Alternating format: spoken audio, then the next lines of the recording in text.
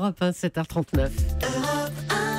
Thomas Soto. La politique, Antonin André. Ce matin, Nicolas Dupont-Aignan est l'invité de notre matinale spéciale présidentielle. Bonjour Antonin. Bonjour Thomas. Un candidat venu de la droite comme François Fillon, il s'est lancé en politique avec Philippe Séguin. Mais aujourd'hui, pour vous, c'est de Marine Le Pen qu'il se rapproche. Oui, parce que Nicolas Dupont-Aignan parle d'immigration avec les mots et les théories de l'extrême droite. Il a fait sienne en janvier dernier, par le biais d'un tweet, la théorie du grand remplacement selon laquelle la population française, à la démographie déclinante, est menacée ou serait menacée de submersion par les vagues de migrants jusqu'à remplacer littéralement la population d'origine. Cette thèse complotiste est née sous la plume de l'écrivain d'extrême droite Renaud Camus.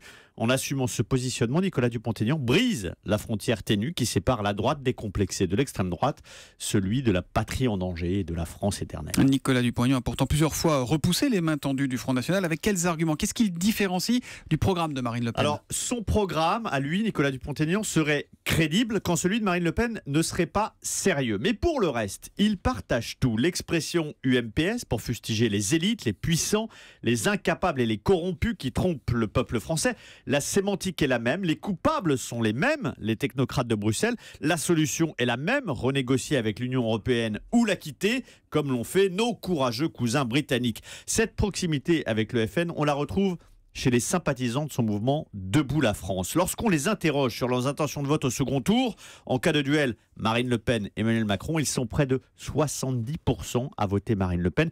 À titre de comparaison, les électeurs de François Fillon, eux, voteraient majoritairement pour Emmanuel Macron. Alors, prenons date avec Nicolas Dupont-Aignan. Le moment de vérité approche pour lui. Ce sera le 23 avril au soir. Si la prédiction des sondages se vérifie, il lui faudra alors choisir. On verra s'il accepte ou non la main tendue de Marine Le Pen. L'édito politique signé Antonin André. Il porte donc les couleurs de Debout la France. Il veut, dit-il, rendre le pouvoir aux Français. Il est le maire d'hier. Il aspire à devenir le président de demain. Tout de suite, Nicolas Dupont-Aignan est l'invité de la matinale d'Europe 1. Pour réagir, le hashtag, c'est élection au pluriel 2017. À tout de suite. Europe 1, 7h40.